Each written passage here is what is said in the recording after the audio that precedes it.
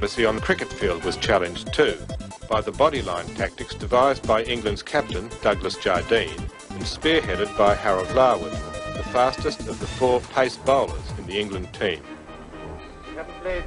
Jardine's dislike of Australians went back to 1921, when the touring Australian team had stopped him from getting a century for Oxford University by keeping him away from the strike. In 1932-33, Jardine packed most of his fieldsmen on the leg side and instructed his fast bowlers to bowl bounces at the batsman's body. Bodyline was devised to curb Bradman's dominance. They didn't bowl it all the time, but when they did, it was devastating. It was also, by any normal standards of sportsmanship, unthinkable. We were very upset, of course, with the tactics they were using, and there was no way that we would have retaliated. Our skipper, Bill Woodfull, would never have used those tactics under any circumstances, any more than Gubby Allen would on the English side. He refused to bowl them. The difficulty was how you're going to counteract them. You see, with 7 fieldsmen on the leg side, plus the wicketkeeper, plus the bowler, that makes 9 fielders. You've only got 2 men on the offside, and the ball is being directed towards your body. There is virtually nowhere to go. There's nothing you can do. If you play defensively, you get caught by one of the short legs close up. If you play the hook shots, you get caught by somebody out on the fence. And, of course, there was also a very real danger, physical danger, to the players who were not very fast or very fleet of foot. We were upset about what they did.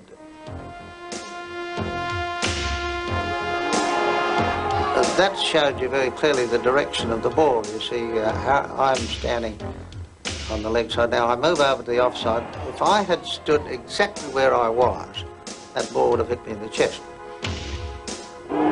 This one, I'm afraid, a little bit higher than the chest.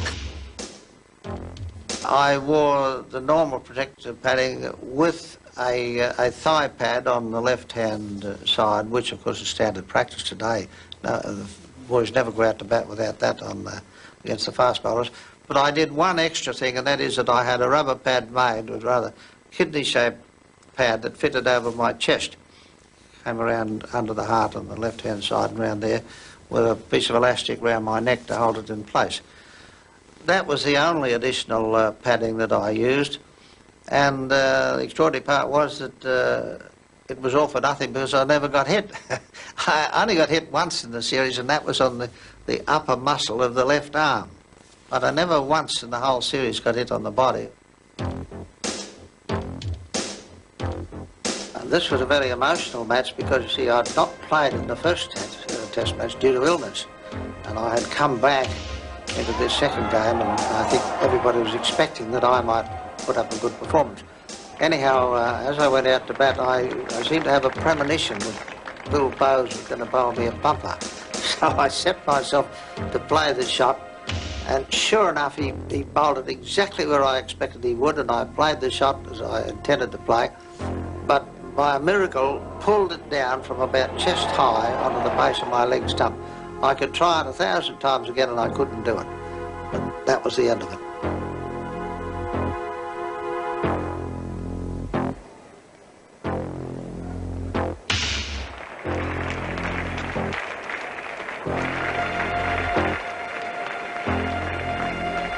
Bradman scored 103 not out in the second innings of that second test.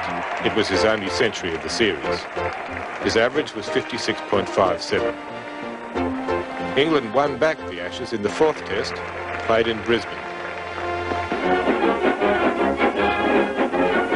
The fourth test match in which England recaptured the Ashes is laid at Brisbane.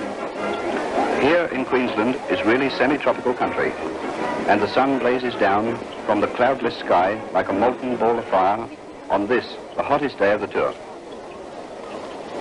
Again, Australia are lucky with the toss, and the MCC take the field. Closely followed by the opening batsman, Woodfull, nearest the camera, and Victor Richardson. In the broiling heat, Larwood opens his shock attack, bowling first the orthodox off theory. Runs, however, come with slow assurance, and Larwood reverts to his leg theory, which the crowd mildly resents.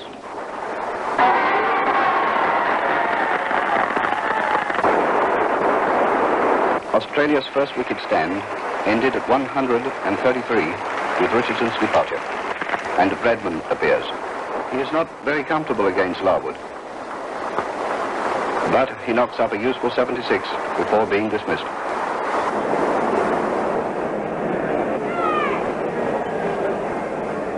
It was obvious that it was something that was not going to last. It only had a limited life before it stopped.